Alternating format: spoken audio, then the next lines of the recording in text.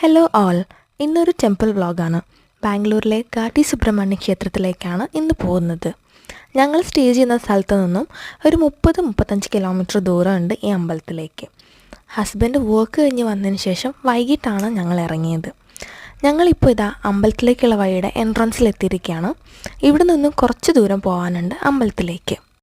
And ഇവിടുത്തെ main പ്രത്യേകത എന്ന് പറയുന്നത് പ്രകൃതി ഭംഗി തന്നെയാണ്. രണ്ട് സൈഡിലും മലകളും ചുറ്റും പച്ചപ്പും അടിപൊളിയായിരുന്നു.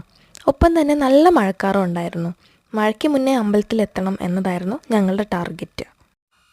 അങ്ങനെ അമ്പലത്തിലെത്തി. ഇതാണ് അമ്പലത്തിൻ്റെ മെയിൻ എൻട്രൻസ്. അമ്പലത്തിൻ്റെ അകത്ത് വീഡിയോ അലൗഡ് ഇല്ല കേട്ടോ.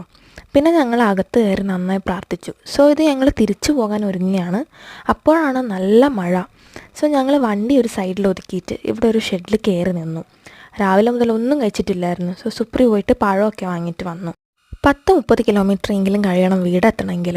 ഞങ്ങൾ മഴ മാറാൻ വേണ്ടിയിട്ടൊന്നും കാത്തു നിന്നില്ല. കുറച്ച് കുറഞ്ഞപ്പോഴേക്കും വണ്ടി തിരിച്ചു.